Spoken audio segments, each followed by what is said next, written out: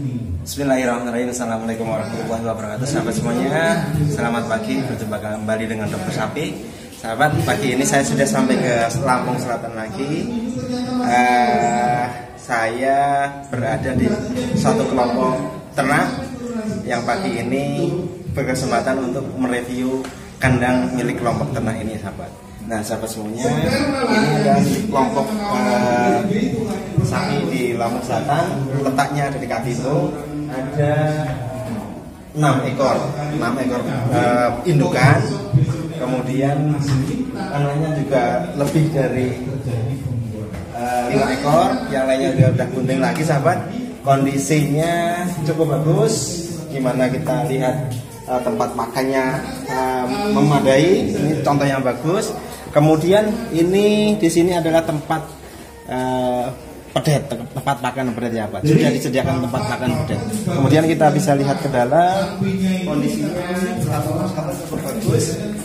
Kalau kita lihat ini sapi cross ilangan, lebih banyak ke limosin, tidak terlalu gemuk, tetapi memang reproduksinya bagus. Ini sebagian ada pinjalnya seperti itu. Ini harus diberikan obat ekoparasit, sahabat.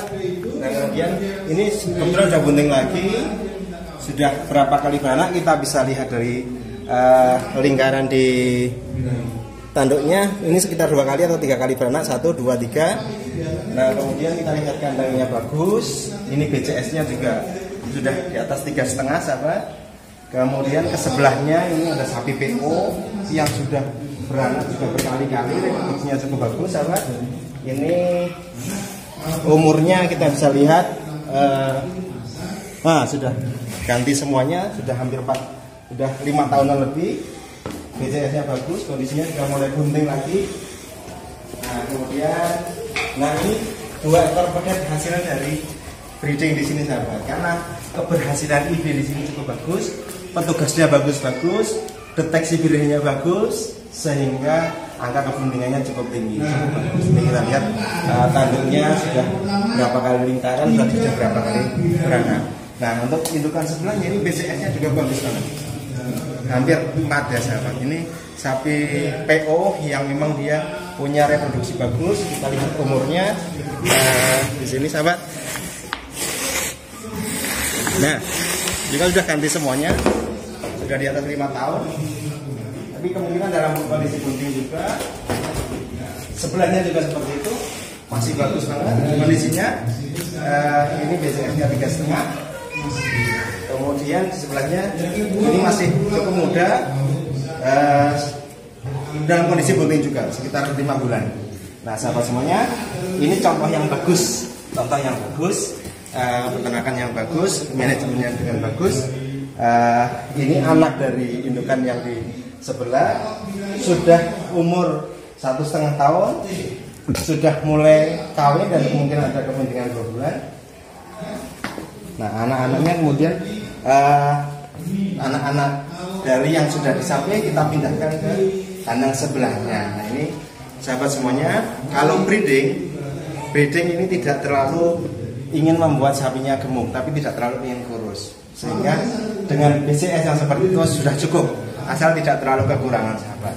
Nah, pakan breeding ini untuk bisa diubah menjadi pakan penggemukan, ini memang harus perlu protein yang lebih bagus dari konsentrat atau dari sumber-sumber protein yang lainnya. Sumber-sumber protein yang lainnya bisa dari bungkil kedelai, bisa dengan bungkil sawit, kemudian jagung, dedak dan segala macamnya. Nah, kita lihat ke situ. Kalau pakan breeding kita paksakan untuk sapi jantan, maka kondisinya akan seperti ini. Kondisinya di perutnya seperti itu, dan bodinya adalah body breeding, tidak body ke penggemukan. Nah, sahabat semuanya, itu perbedaannya. Sehingga pakan sapi breeding ini berbeda dengan pakan sapi penggemukan, harus dibedakan. Pakan sapi penggemukan harus benar-benar bertujuan untuk mendapatkan persentase daging yang banyak, sehingga sumber protein, sumber energinya harus banyak. Itu identik dengan harga yang lebih mahal bahan pakannya. Tetapi untuk sapi breeding ini pakan tidak boleh terlalu mahal karena hitungannya nanti biaya produksi pedetnya akan terlalu mahal, sehingga kita berikan yang ada di lapangan. Untuk ikan hias ini kita menggunakan king grass atau kolonjono yang segar, tidak perlu difermentasi. Kemudian untuk sapi penggemukannya kita bisa menambahkan konsentrat. Nah, sahabat semuanya, yang perlu diperhatikan, yang perlu kita contoh dari kandang ini, satu, bahwa pakan tersedia cukup, kandangnya bersih, pengawasan birahinya mantap sehingga anak-anaknya banyak, pedetnya banyak. Kemudian pertumbuhan pedet juga terjamin karena memang disediakan tempat makan dan tempat minumnya. Kemudian alas dari kandang ini ditaburi dengan serbuk gergaji, yang mana itu membuat kotoran bisa terikat oleh serbuk gergaji, sehingga ketika memang diproses selanjutnya menjadi kompos, ini akan lebih cepat prosesnya seperti itu. Sahabat semuanya, ini inspirasi pagi kali ini di sapi potong. Mudah-mudahan kunci-kunci dari breeding di sapi potong bisa kita pegang, yaitu pertama, cukup makan, pemeliharaan baik, pengawasan birahi baik, petugas datang tepat waktu, kemudian pelaksanaan inseminasi buatan tepat waktu juga. Kemudian perawatan induk setelah melahirkan juga bagus, sehingga setelah melahirkan dicukupkan kebutuhannya, dibantu dengan tambahan konsentrat supaya 3 bulan setelah melahirkan dia akan kembali birahi, dan jarak antar kelahirannya tercapai 12-13 bulan.